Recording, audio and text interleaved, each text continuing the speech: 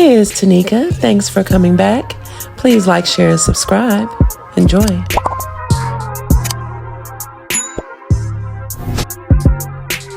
Hey, thank you for joining me. This is just a conscious stitch. I hope you enjoy it. Thank you. Thank you. I'm just not like y'all. I love you much. Somebody tell me what the hell these birds are all doing.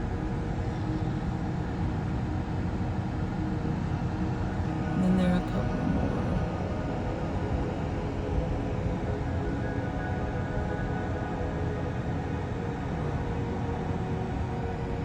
And this one is finally moving. These are called geckos. Geckos or greckos? Are you taking out of it now? What the hell were y'all doing? And he's still doing it.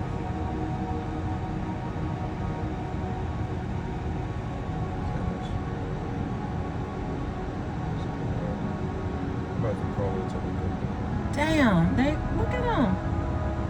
It's weak. Look at them over there doing it again. There's only one of them doing it again. It's the same. Yeah, that big one that was over there. Yeah. Bye, y'all.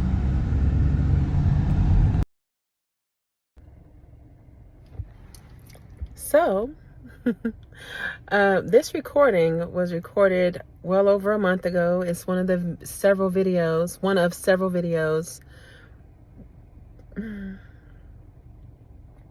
Excuse me. It's one of several videos that was caught in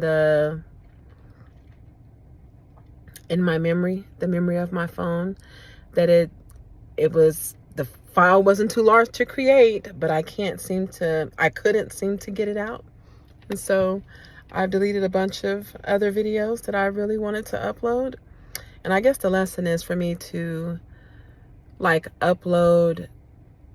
is to record, edit, and then upload as soon as possible. So from now on, then yes, I will stick closer to that. I mean, life happens, work happens. Child, what is on me? Oh, that's just a light. Don't tell anybody.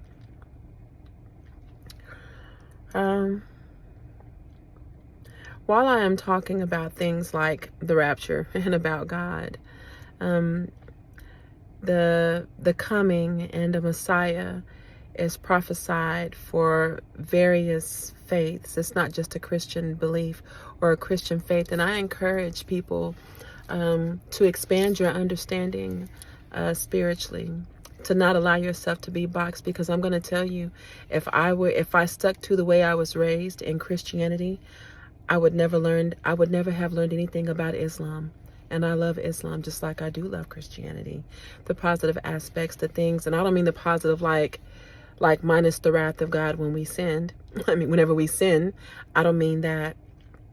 I mean the truth in it, the truth that resonates with me, because my truth isn't your truth.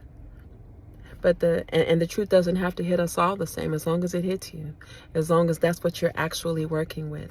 That's the material that you're building from.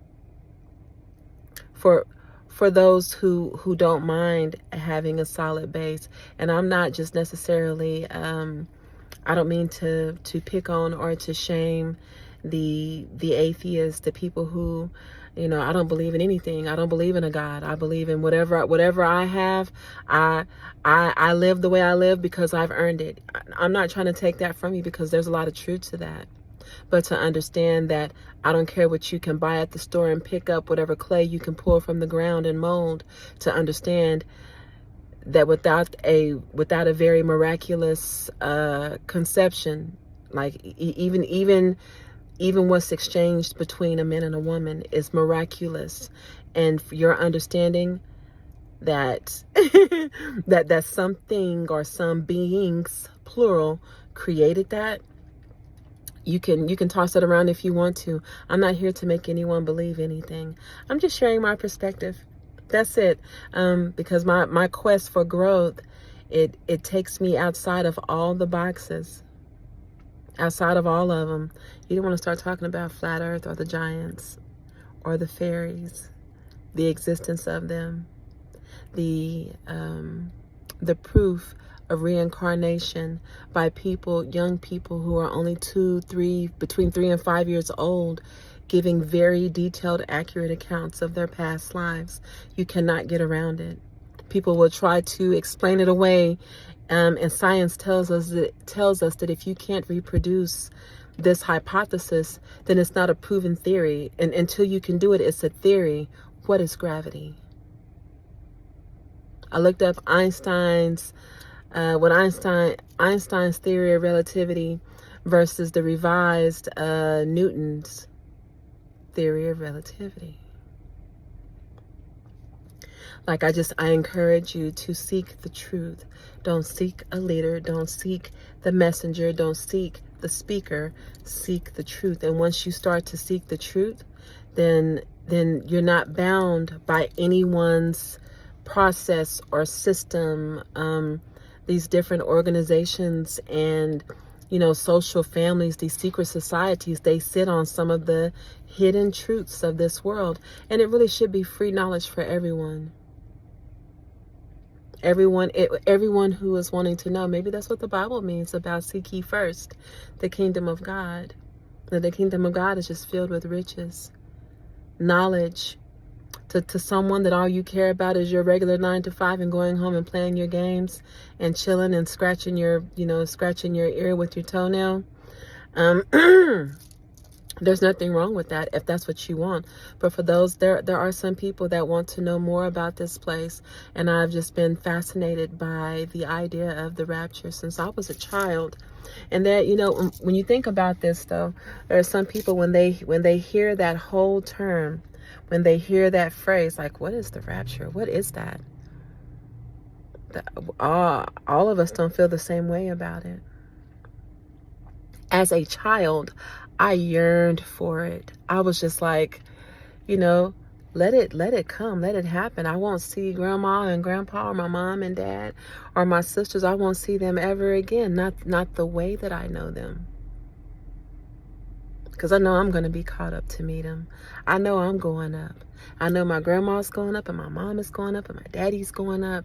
And then for those who truly love, for those of us who love, there's a very real grief that comes over you when you really understand the people that are going to be lost, the people who will not make it. And even during that, what is it called? The 7-year period. It's like the 7 years, a period of tribulation.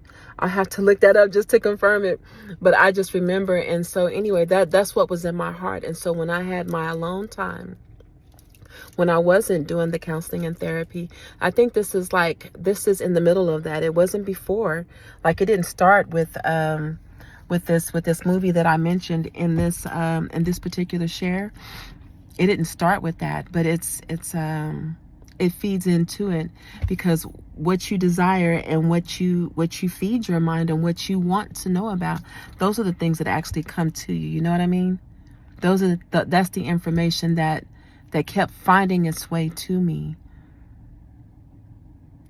When I was at one of my lowest points, I was living in Texas, and I was telling a woman that used to be my godmother that I was having bouts of insomnia, and I was like, I cannot stay asleep. Like, Mama, I can't stay asleep, and I have to go to sleep because I have a job. I just moved out of my aunt's house. I was at my aunt's house for like maybe 6 to 8 months. She let me stay there before my mother came all the way to Oklahoma to be with my grandmother before she passed away, to usher her through that last couple of years of her life. And I just wanted to add really quick that I did very shortly after learning about what I'm getting ready to share with you. I did learn that the majority of the contribution, the major contributor to my insomnia, was my working out. I was doing that P90, the original P90, right before I would go to sleep and right when I would wake up. That was just too much energy. Too much. But I'm getting back to that. Check me out in a couple of months. See, I'm getting distracted. That's why I call it a conscious rant. It's a conscious rant. That's why I say that, because it's all juicy and it's all relevant to me, and I'm just sharing with you. But during that time when I was going through and I was suffering insomnia, I called my godmother and I was like, Mama, I was like, I feel healthy. I feel good. I just cannot stay asleep. I'm no longer sad about the ex-husband, even though we were still in the middle of our divorce. Like, I remember, because I left the other state too soon. I left too soon. I left too soon. So anyway, she was the one that reminded me that God has surrounded you by angels. You can call them by their names. You call on them, you reach up. She told me to reach up. I mean, I can't reach so far in the car, but I still reach. I use my voice. I forget the scripture in the Bible where it talks about that. I don't even think it's in the Bible. It might be in the Apocrypha. I don't know. But it's the prayer where you ask the angels to surround me. God placed the angels before me, behind me, beside me, above me, under me. Protect me, guide me. I request your intervention. I request your direction. Show me the way. Show me the path. If I'm moving in error, reveal it to me. She reminded me of that. She never had to ever again. I talk to the angels. I want to say more than I talk to God. Because I was telling my children the other day, the twins, like, I got to such a place, you know, when you consider how we move in our human state. Like, this is going to be a whole 10 minutes on top of the video. I might just make this its own video. Okay. I'll probably make it its own video. But anyway, so I'm like, as my children, whenever they need things, like this glare, you guys, I can't help this glare. I don't even know how it even exists. How are you existing? How are you here like this? Like, what are you doing? Maybe I'll just put this here. Is that better, guys? Okay, but anyway, I was like, you know how as my children, as our children, for me and their father, I don't know how often they call their father asking him for anything, but my children lean on me for advice, for money, for my opinion of their outfits, my opinion of their decisions. I guess that would be advice. The point is that they lean on me, and I feel very honored. There are a lot of people that they don't talk to their parents. They don't request or accept or respect the advice of their parents, and it's such an honor to be held in that light and trusted and respected and valued by your children. I don't take that lightly. And there are children that are not my blood children, that you didn't come from my womb, but they call me mama. They call me Annie. There are people that call me niece, that call me daughter, and I just feel so honored. But anyway, the same way we kind of resist talking to our parents, like every time I'm in a tough bind, I don't want to just call mama or daddy. I don't want to lean on them unnecessarily. You know what I mean? It's like, I can figure this out myself. I think that me and my sisters, and there's another set of siblings. Everything we got, the little bit that we got it on our own. My mama and daddy didn't put the down payment on my house. Ain't nobody ever co-signed for me to get no car, for me to get an apartment, for me to get a loan. I feel like that's a gift that we give to our parents on one hand, but on the other hand, you kind of teach your parents out of that. Like, it's such an honor to do for and to be there for our children, not to the point of enabling and crippling. Well, anyway, so tying it back into the angels and God, whenever I'm talking to the Creator, whenever I'm honing into that spiritual energy, I come from a very humble place. I am on the ground acknowledging, like, first giving honor to you for every blessing, the seen and unseen, for everything that I thought that I know should have put me on the outside of your grace, everything that should have counted me out of your glory, that should have taken me out of the out of the line of inheritance, of the wealth that you promised, of the protection that you promised, of the wisdom that you promised. Just thank you for everything that you've given me to build me up. I come from a place of gratitude and thanks, very genuinely, for the little bit that I have. Every single thing that I experience, especially the bad things.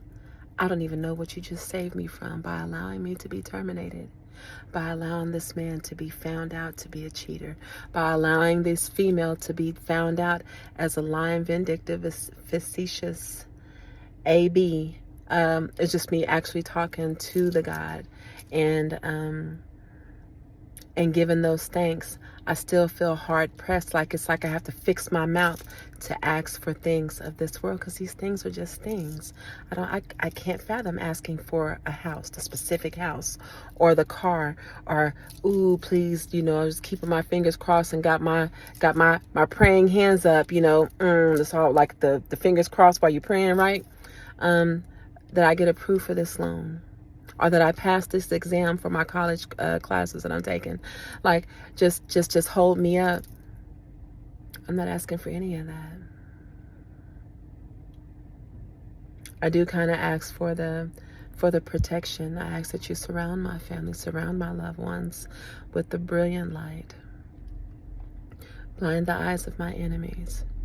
I will ask for protection, but at the same time, I fully understand that I am equipped. I've been equipped to protect myself. I've been equipped to provide for myself. So parking space just came open. Someone moved, and so now I move into the new parking spot. Ooh! I just got too happy about the parking spot. Those are the kind of things I rejoice about. Okay? Anyway. And so those angels and her telling me that, like, I use that. Well, there are people that don't know anything about that. They don't know. This world can be a very isolating, like in a place full of billions of people, that anyone ever feels lonely.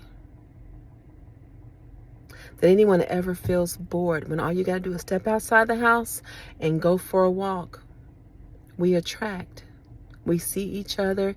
It's energy, and I feel it, and I hope that for others. Okay, that's why this is a conscious rant, because I let my I let my Teneca mind take me all over the place, and that's the whole point. Is just that I'm sharing it with you, and I'm not gonna add this. I'm not gonna add this one to the.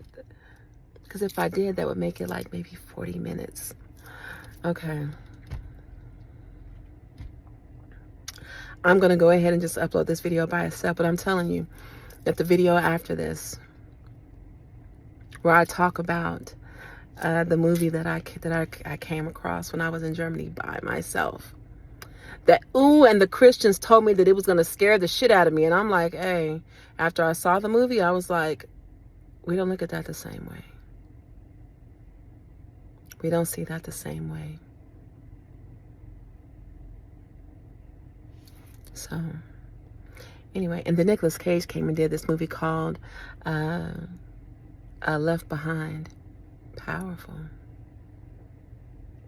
The way the mother is treated in that movie, when you are solid in your belief, I don't care what it is, whether you believe in Satan and you worship Satan, whoever and whatever Satan actually is. When you believe in God, when you believe in Buddha, when you believe in any of the Hindu gods or deities. I can name some, but I'm not going to. When you know that you know that you know, and you believe it and you live by it and you share it openly, people will try to label you as cray. They'll try to say you're out of your mind. I know that's one of the main things that it places a bullseye right on my head, right on my heart. And people, man, my heart gets so broken so easily. And like I like my poker is like, it doesn't mean, and I'm not trying to convey that I don't care, But if you've already shown me that you don't care about me, you don't care about my beautiful mind or my thoughts or my opinion, when you show me that there's no regard for me, why do you need to see me cry? Why do you need to see me with any degree of joy? I'm going to be true that. But if you're the one inflicting the pain, I'm not your entertainment. I don't care what you see. So I hold my feelings until I am alone, or until I'm out of the presence of people that are not well-meaning. And I'm learning that so many are not. But anyway, I'm very passionate about this because, again, I encourage people to just be whatever you are, whatever that is. If you are not hurting anybody, you're not hurting anyone. You're genuinely not trying to make anyone feel less than or outside of or dumb or anything like that. If you really are, that is life. That is life, when you have the freedom to just be. Because so often other people, they take their beliefs. You worshiping what you believe in somebody's basement. You got to rent out a space. Why are you keeping a big ass secret? I'm not saying like it's for everyone to know, but like, you move in deception in the way that deceivers move. What does that make you? The truth isn't something that should be covered up and concealed. Powerful people have access to it, and you see what they're doing with it. And that's another good test. You can test yourself. This is how you know who's who. Like on the Lost Boys. Initiation's over, Michael. It's time to join the club.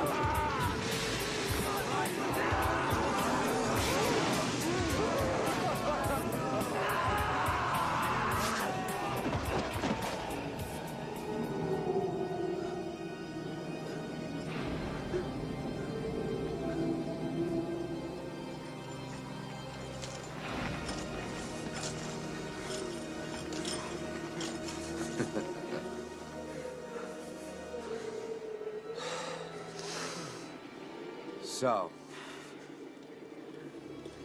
now you know what we are. Now you know what you are. You'll never grow old, Michael. And you'll never die. But you must feed.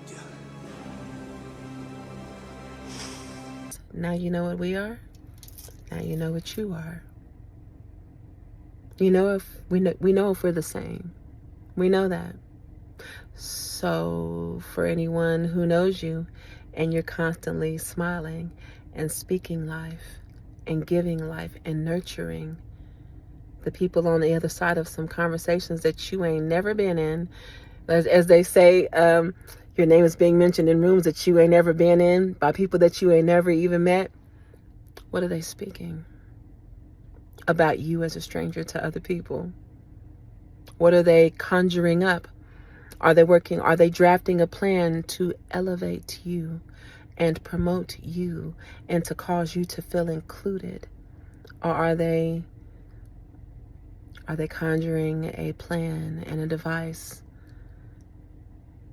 that would demote you, that would terminate you, that would smear you, that would shrink you into a box that they thought that they could make and put you in with their crummy little hands? Ugh. I wonder what the one that created me thinks about that.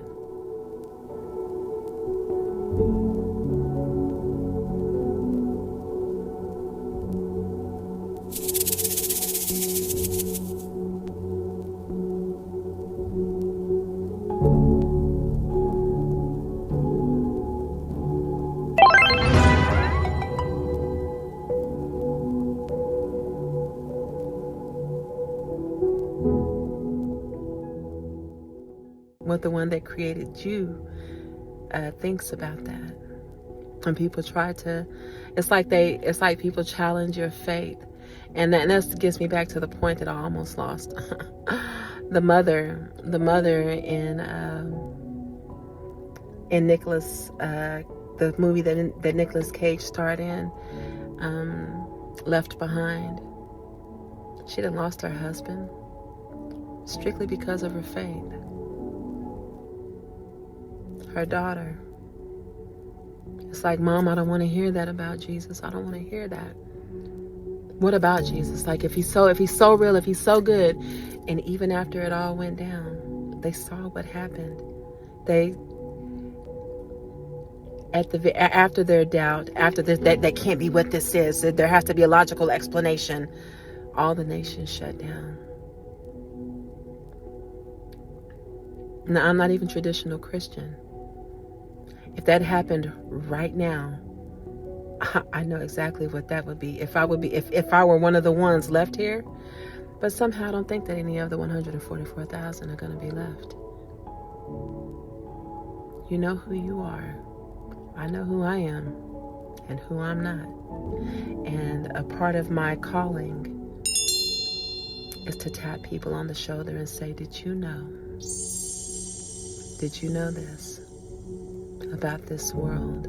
Did you know this about yourself? Did you know? It's to take away the crutch that you don't know.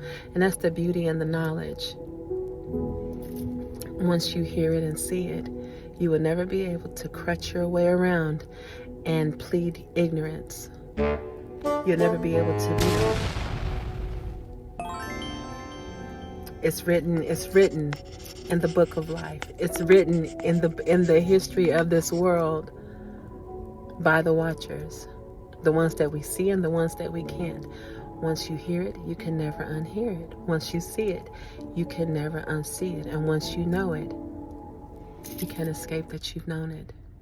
And that becomes like, you get to choose. You get to choose how you move. And atone wherever you can. And some things you can't undo. So I'm not trying to plant conviction, because there's beauty in knowing that. And once you know that, you'll be like, why hasn't there been more focus on this internationally? What does this say in the Talmud? Does the Talmud mention anything in Revelation? Does the Talmud address the second coming of the God? What does the Quran say about it?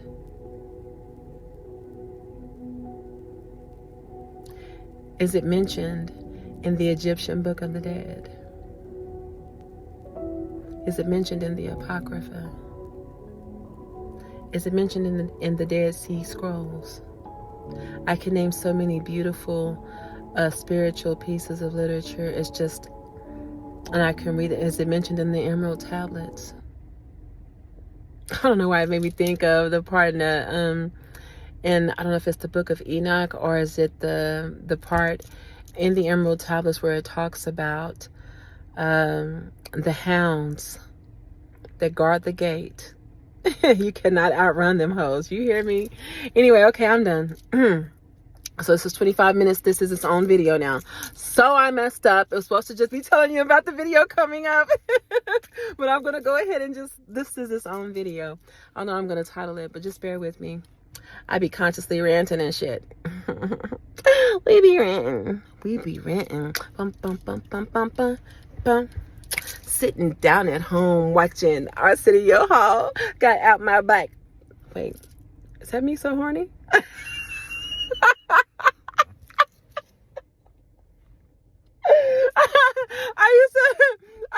get those confused. That was like I started out talking about. Now I'm thinking it's me so horny. This is so stupid. What a terrible. Okay, I told you it'd be stuff in here. I was trying to do the course for You Be Illin. You Be Illin. Dun dun dun dun dun dun. Dun, dun, dun, you be illin'. But somehow, and I've always, since I was a child, I always, like, I might be on the course of You Be Illin'. But you tell that kid, you be illin'. But then I end up going to the words of Me So Horny. Sitting at home watching Arsenio Hall. I'm like a dog in heat, a freak without warning, not having appetite for love. Cause me so horny. Horny, and I'm not horny, okay? That's such a nasty word. I'm not feeling that during the full moon. At least in this moment, I'm not. I'm done talking about this. Don't try to make me talk about it. I don't want to talk to you about that, okay? I'm not, because I'm not. Not. Okay? Okay, bye. Thank you for watching. Okay, watch the next video, because this was supposed to be a 5-minute video talking about the next video. All right, and now we're on 26, almost 27 minutes, y'all. Okay, it's a conscious rant. Thank you for joining me. Stay tuned for the next video, okay? All right, get some popcorn. All right.